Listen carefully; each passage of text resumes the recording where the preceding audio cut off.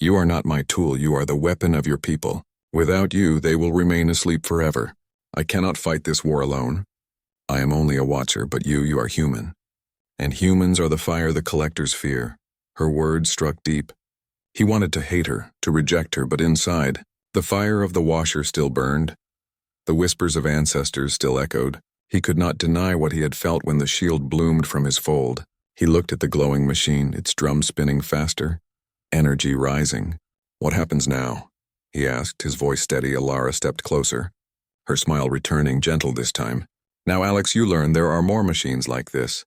More hidden weapons, scattered across the colony. You must awaken them, and when you do, humanity will rise again. He nodded slowly, the weight of destiny pressing on him. His old life, rent, hunger, machines, was gone, replaced with something far greater. But still, he asked quietly. And if I refuse? Alara's smile grew sad. Then the hunters will come, the collectors will erase you, and your people will never wake. The fire will die forever, and humanity will remain in chains. The washer pulsed one last time, sealing its glow into the folded shirt in Alex's hands. The light fading, the whispers quieting, but the power still there waiting. Alex looked at the folded fabric. No longer just cloth, but a weapon, a memory, a promise. He took a deep breath, his fear fading into resolve. The revelation was clear. He was no longer just Alex the mechanic, he was Alex the awakener. And the war for humanity's future had only begun. Streets, Alex stood at the center of it all, a folded shirt glowing in his hands, the final gift of the ancient washer. Mrs. Alara watched him, her calm smile never fading. It is time, she whispered. The collectors will not wait. They know you have awakened.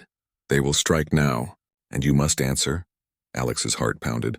Fear tried to drag him down, but the fire inside him pushed back. The whispers of the ancestors filled his mind, folding, sewing, weaving power into fabric.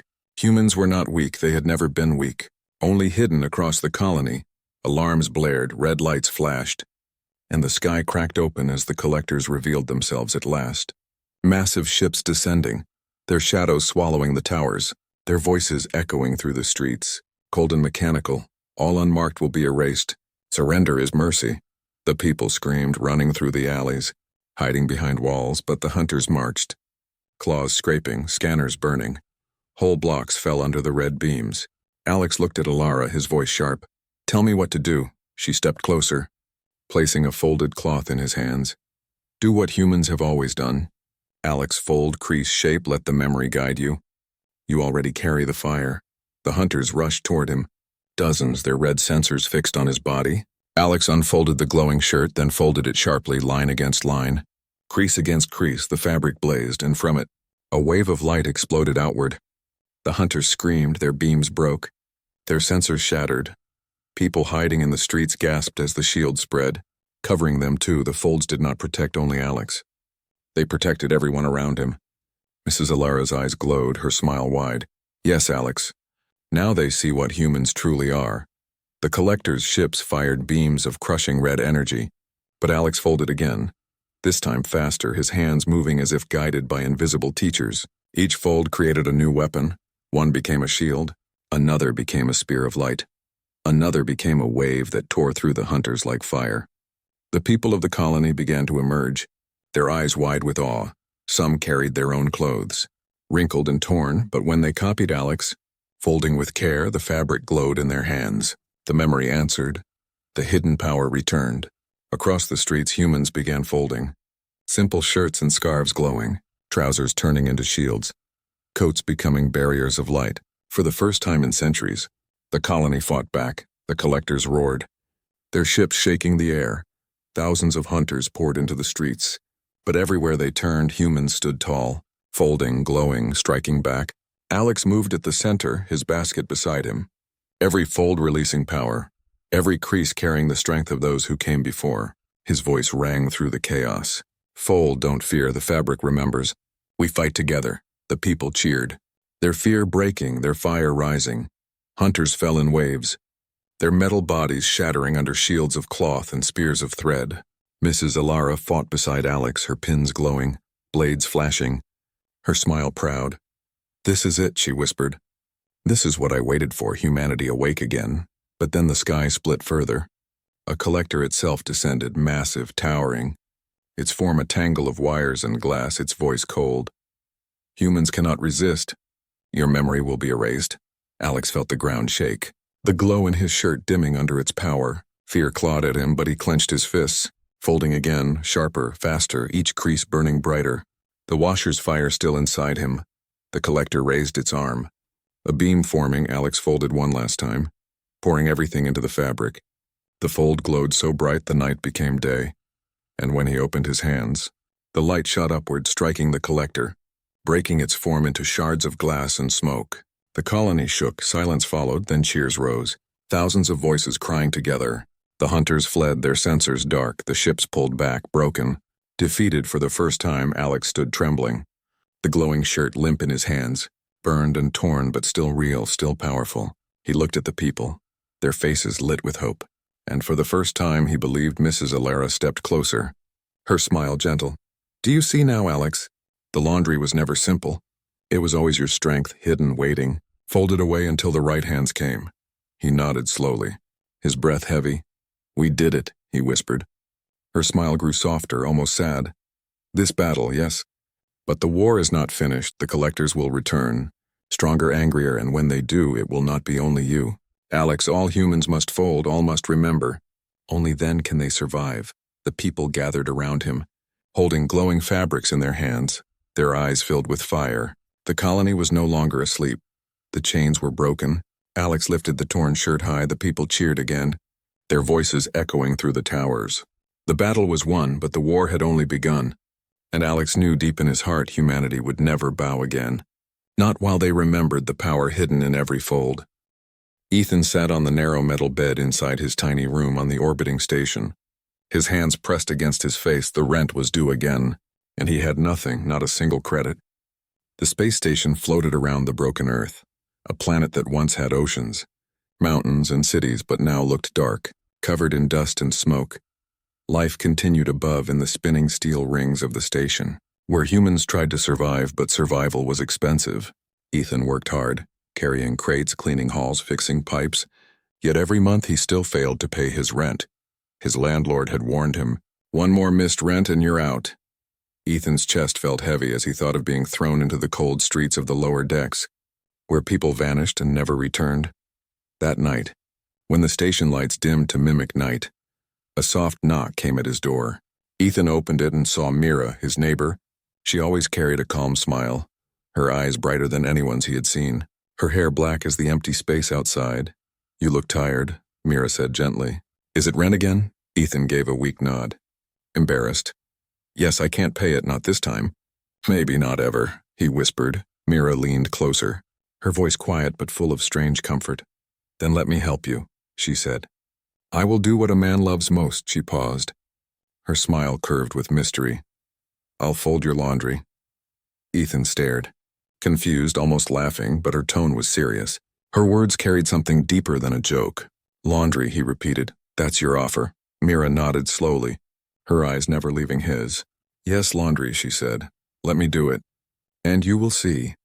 That night, Ethan left his small pile of dirty clothes near the corner. He told himself he was foolish to listen, yet he was too tired to argue, too tired to care. When he woke in the morning, the pile was gone. His heart jumped. He searched the room, then froze. On the bed was a stack of perfectly folded shirts, trousers and socks not only folded but shining clean, smelling faintly of something strange, not soap, not water, but something sharp and sweet. Like the air of a star, Ethan picked up one shirt. The fabric felt smoother than before, stronger, as if repaired. His mind raced. How had she done this? There was no washing unit on this floor, and no one had entered his locked room. When he saw Mira again in the hallway, she only smiled. "How do you feel?" she asked, her voice calm. "My clothes," Ethan said, his voice shaking. They're different." "Better." Mira only gave a soft laugh. "I told you, folding laundry can change more than you think." Ethan could not sleep that night. He lay awake thinking of her words. Why would she do this? Why offer laundry instead of money or help? And how could she change the very feel of the fabric? Later he noticed something more. When he wore the folded clothes, people looked at him differently. They stepped aside in the hallways. They spoke with respect. It was as if the clothes carried a hidden power. Ethan tried to follow Mira one evening. His steps light, his eyes sharp. He saw her enter the laundry unit, but she did not wash clothes the normal way. Instead, she touched the machines, and they glowed with strange light.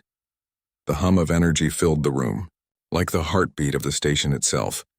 Mira turned suddenly, and Ethan hid behind the doorframe. But for a moment he saw her eyes change, glowing faint blue, her smile sharp yet soft, then fading back to normal when she looked away. Ethan's skin turned cold, his thoughts spun. Who was she really? What power did she hold, and why choose him? He returned to his room with more questions than answers. But one truth echoed in his chest. Mira was not just a kind neighbor, not just a woman folding laundry. She was something else, something beyond human. And with each fold of fabric, with each secret smile, she was pulling him into a story bigger than rent. Bigger than survival. Ethan tried to act normal the next day. But his mind was heavy. The memory of Mira's glowing eyes stayed with him. Like a secret flame that would not fade, he wanted answers. But he also feared what those answers might mean. The station lived in routine. People walking in long metal corridors. Machines humming. Merchants calling for customers. Yet for Ethan, everything felt different. He carried the folded clothes in a small bag, touching them again and again, wondering if he was losing his mind. Mira crossed his path in the corridor, her smile soft as always. "You're awake early," she said. Her voice light, but Ethan noticed her eyes, calm but watching as if she knew his thoughts. "Yes," Ethan replied quickly. "I couldn't sleep." He forced a small laugh. "Too much on my mind." "Then maybe you should let me fold again," Mira said, half joking, half serious before walking away, her steps silent, almost floating. Ethan felt the air colder after she left. That evening, Ethan made his choice. He would follow her. He needed to know what she was hiding. The lower decks of the station were a maze of shadows, pipes dripping with recycled water, wires buzzing with power. The deeper he went, the fewer people he saw. Most avoided the lower decks, but Mira walked there as if it were her home. Ethan kept his distance, his heart racing, his steps soft. Mira entered a narrow metal door, one Ethan had never noticed before. It slid open with a hiss and closed behind her. He waited, then slipped inside before it locked again. The room beyond was nothing like the dirty decks outside. It was bright with silver walls and strange machines that pulsed with blue light. Ethan's eyes widened.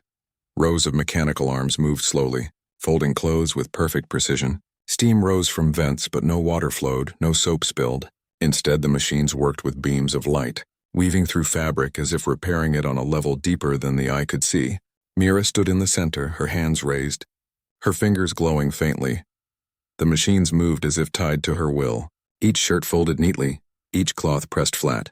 Ethan gasped before he could stop himself. Mira turned sharply, her glowing eyes locking on him. For a moment, the room fell silent. Only the hum of energy filled the air. "You shouldn't be here," Mira said quietly, her voice low but not angry. More like a teacher scolding a child who touched fire. Ethan stepped back, his voice shaking. "What is this? What are you doing? How are you doing this?" Mira sighed, her hands lowering. The machine slowed and stopped. The glow faded from her eyes. "I told you," she said softly. "I fold laundry." "No," Ethan said, shaking his head. "This is not laundry. This is something else. Something impossible." Mira studied him for a long moment, then her lips curved into a faint smile. "Then you are ready to know." She walked closer, the glow still faint in her eyes. "I am not like the others here," she whispered. "I came from far beyond, from a place where light itself bends to will. I came to study humans, to learn not about their wars, not about their machines, but about their love, their care, their smallest acts of kindness." Ethan swallowed hard, his chest tight. "And folding laundry is part of that, yes," Mira said, her smile calm. "It is not about the cloth. It is about trust, about giving something small, something personal to another, and receiving it back in peace. Folded, cared for, respected. This is what many do not understand. Power is not always in weapons. Sometimes it is in simple acts." Ethan tried to process her words, his mind spinning. "But why me? Why help me?" "Because you remind me of what is human," Mira said. "Even when you feel weak, you still try. You still fight to survive. You still care about the little things. And that is what I must learn and what I must protect." The room felt warmer now. Yet Ethan's heart still raced. Her words were strange, heavy with meaning, but deep inside he felt a spark of belief. Mira turned back to the machines. Others will come soon, she said, her voice low. They do not believe in kindness. They believe in strength, in fear, in control. They will test this station, and when they do, you must be ready. Ethan's throat dried. Me ready? I have nothing, no weapons, no power. You have more than you know, Mira whispered. But you will learn. Before Ethan could speak again, the machines lit up once more. Beams of light folded the last of the fabric, the sound steady and calm, as if the station itself was breathing. Ethan stood frozen, his world shaken. The woman who offered to fold his laundry was no ordinary neighbor. She was a secret far greater than the rent, greater than the station, greater than anything he had ever imagined. And as he left that hidden room, the hum of strange machines still echoing in his ears, he knew one truth. His life had changed forever. Ethan could not keep his mind calm. After what he saw in the hidden room, sleep no longer came easy. He kept thinking of Mira's words, her glowing eyes, the machines folding cloth with beams of light. Every detail haunted him. Days passed, but the feeling only grew stronger. Mira acted the same in public, smiling, speaking softly, moving through the station as if she were an ordinary woman. Yet Ethan knew the truth now. She was something else, something greater. One evening, when the station lights dimmed to false night, Mira knocked on his door again.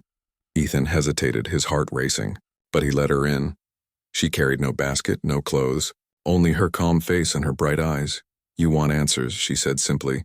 No question in her voice, only certainty. Yes, Ethan whispered, his throat dry.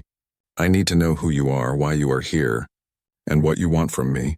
Mira sat on the edge of his bed, folding her hands neatly. Then listen, she said. I was not born here, not on Earth. Not even in this system. My people live where light bends, where time moves slower. We came to watch humans long ago, but most of my kind see your species as weak, fragile, lost. Ethan clenched his fists, his pride rising. We are not weak, he said, his voice firm. We survived wars, famine, even the death of Earth. Mira's smile softened. Yes, and that is why I chose you, she said. Because strength is not always in weapons, it is in the heart, in the little things you do when no one is watching. That is what they cannot see, but I can. Her words made Ethan's chest burn with both shame and pride. Shame because he had almost given up. Pride because someone, something, believed in him.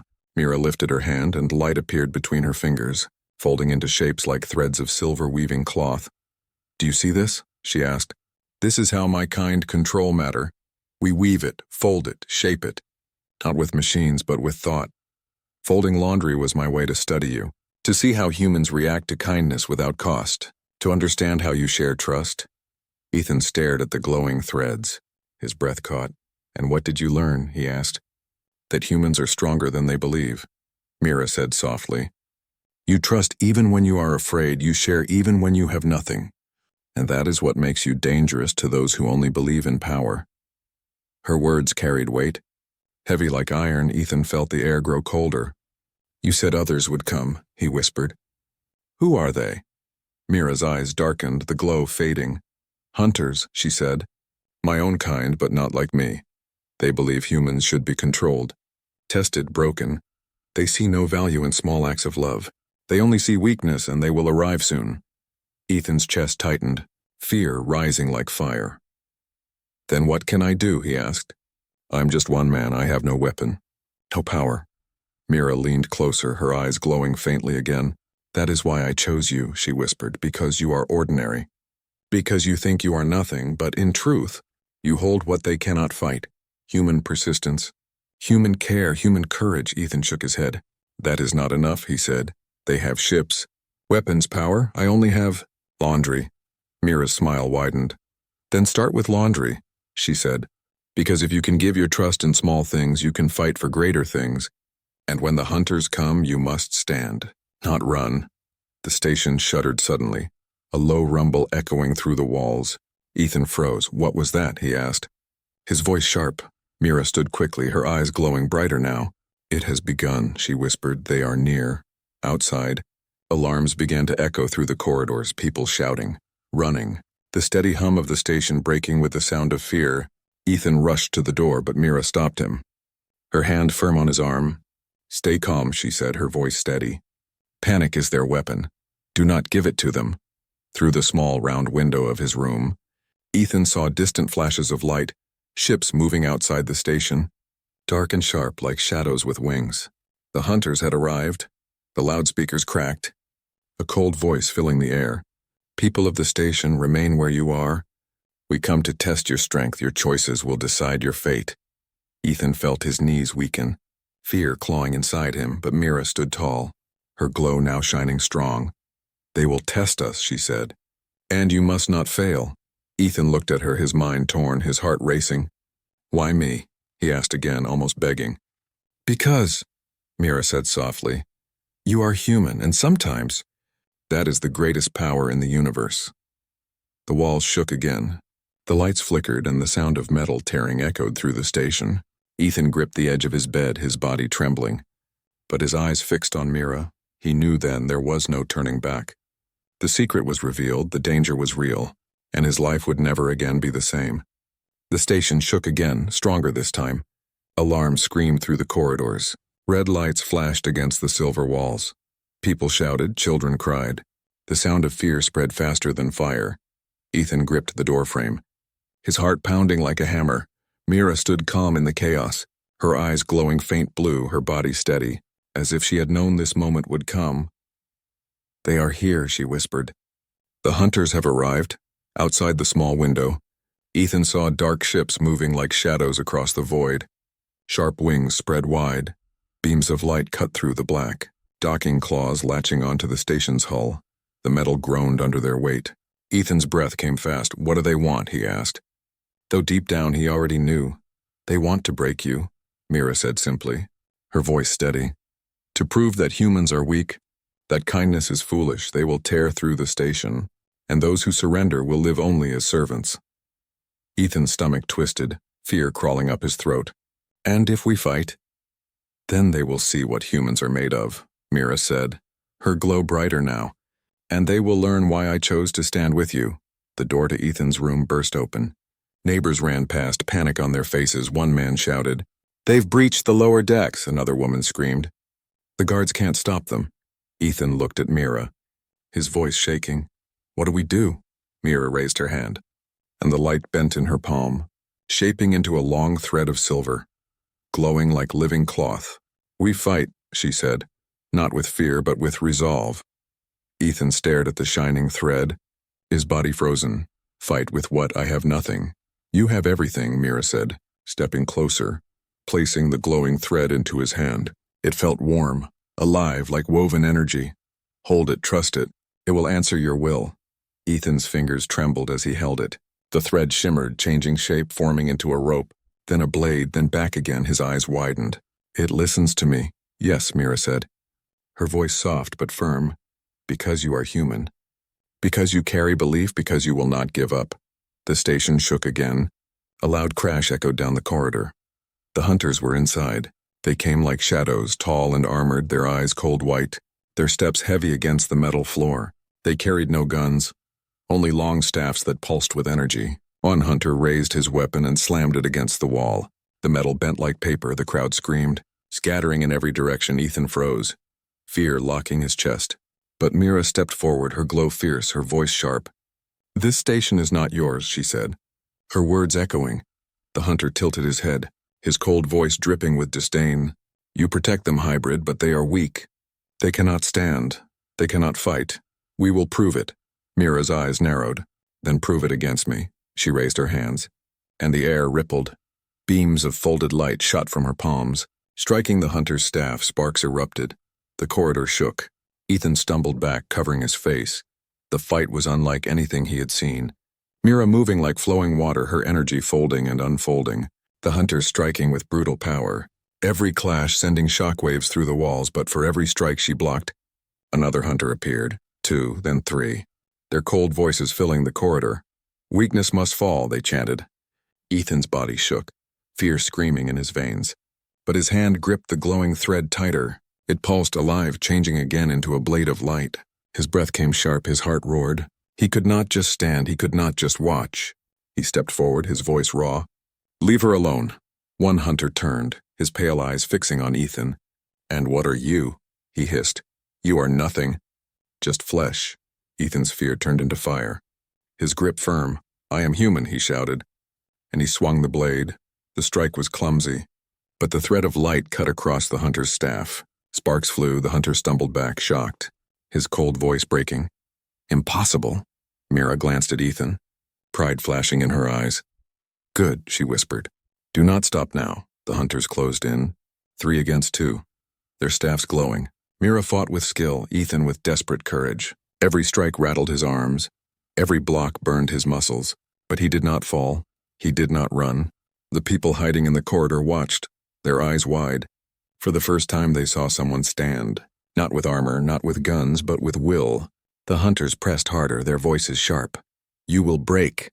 You will fail." But Ethan gritted his teeth, sweat running down his face, his arms heavy yet his voice strong. "Not today." Mira unleashed a wave of folded light, knocking one hunter back into the wall. Ethan thrust the glowing blade into another's staff. The shock sent the alien stumbling. The crowd gasped, hope flickering in their eyes. The hunters hissed, their cold voices breaking. "Impossible, this cannot be. They are not strong enough." Mira's words returned to Ethan's mind. Strength is not always in weapons, sometimes it is in small acts. He smiled through blood and sweat, whispering to himself, "This is humanity." The battle raged, but the tide turned, hunters stumbling, retreating step by step, their staffs dimming. Their voices unsure, one hunter, taller than the rest, hissed, "You cannot win. You are fragile." Ethan pointed the glowing thread at him, his voice steady. "Fragile, yes, but unbroken. And that is why we win." He lunged forward, the glowing thread striking. The hunter fell with a roar. The people shouted, their voices filling the station like thunder. The hunters faltered, their shadows fading, their voices sharp with fear. "This is not over, we will return." And then, as suddenly as they came, they pulled back, their dark ships releasing the station, retreating into the void. The silence after was heavy. The people gasped for breath, their bodies broken but their spirits alive. They looked at Ethan, their eyes wide, their voices soft at first, then rising. "Humanity, humanity, humanity." Ethan dropped to his knees, the glowing thread fading into nothing, his chest heaving, his body weak but his heart stronger than ever. He looked at the sky through the cracked window, the stars shining cold and far, his voice low but firm. "We stood, we did not break, and we will not stop." But even in victory, his heart ached. Mira was still gone, somewhere in the hands of the hunters, and he knew this fight was not the end. It was only the beginning. He clenched his fist, lifting his head high. "I will find her," he whispered, "no matter what. I will bring her back." And the people around him, wounded but proud, nodded, their voices one. "We will help." The hunters had left, but they had not won, and in the ruins of fear, humanity had found something stronger than weapons, stronger than power. They had found their will, and in that moment, the hunters learned a lesson they would never forget. Humans might fall, humans might bleed, humans might suffer, but humans would never surrender. The station was quiet now, broken panels sparking, smoke rising from shattered walls. People moved slowly through the wreckage, their voices low, their faces tired, but their eyes alive. The hunters were gone, their dark ship slipping back into the void, yet their words still lingered. "This is not over." Ethan stood in the center of the main hall, his body bruised, his clothes torn, the glowing thread gone, but his spirit burning brighter than ever. The people gathered around him, whispers spreading. "He fought," they said. "He stood," others added. "He showed us what it means to be human." Ethan listened, but his heart was heavy. He looked at the broken door where Mira had been dragged away, her last words echoing inside him. "It is not strength alone, it is care. It is persistence." He clenched his fists, his jaw tight. "I will not stop," he whispered. "I will bring her back." The crowd heard him, some stepped closer, their faces firm. "Then we will help," a man said. "We all will," a woman added. And slowly voices rose one by one until the hall shook with the sound of unity. Mira's gift had been simple, folding laundry, yet that act had lit a spark. And now that spark had become a fire across the station, a fire the hunters had failed to crush. Ethan walked through the corridors, people nodding to him, bowing, even smiling through their fear. Children ran to him, touching his hands, asking questions. "How did you fight them? Were you afraid? Will they come back?" "Yes," Ethan answered, his voice steady. "I was afraid, Yes, they will come back, but fear does not mean defeat. Fear only means we have something to fight for. He stopped at the small window of his room, looking out at the stars, endless, silent, cold. Somewhere in that darkness, Mira was being held. Somewhere she was alone, bound, waiting. His chest burned with determination. I will not leave you, he whispered. You showed me what it means to fight, now I will show them what it means to be human. That night the people did not sleep. They worked together, repairing walls, carrying the wounded, sharing food. The station had changed. No longer just a floating shell of fear, but a home where unity lived. Ethan helped wherever he could, his body weak but his spirit strong. He tied wires, lifted panels, comforted children, every act reminding him of Mira's words. Strength is in the small things, but deep inside, he knew this was only the beginning. The hunters would return, stronger, more prepared, and when they did, he would have to be ready. As the false dawn lights flickered on, Ethan stood once more before the people, his voice echoing through the hall. The hunters think they can test us, they think we are fragile. But we showed them we will not break. We are human, and we stand together. The people roared, their voices shaking the air. Humanity, humanity, humanity. Ethan lifted his hands, silencing them, his face serious. But this is not the end. Mira is still out there. And I will not stop until she is free. I will not stop until the hunters understand the truth. Humanity cannot be broken. The hall filled with fire again. Men and women stepping forward, offering help, offering strength, offering hope. Ethan saw their faces, scarred but alive, and he knew he was no longer alone. Later, when he was alone in his room, Ethan sat on the bed, looking at the neatly folded shirt Mira had left behind, the last she had touched before being taken. He held it close, the fabric smooth, carrying the faint scent of stars. Tears burned in his eyes, but he did not cry. Instead, he smiled faintly, whispering, I will bring you back, Mira, I promise. Outside the window, the stars glimmered, silent witnesses to his vow, and far away, hidden in the void, Mira sat in chains, her eyes glowing faintly, whispering to herself, he will come, he will not stop, because he is human. And in the darkness of space, where empires rose and fell, a small fire had been lit, a fire the hunters could not put out, a fire called humanity. The battle was won. But the war was far from over, and Ethan's journey had only just begun.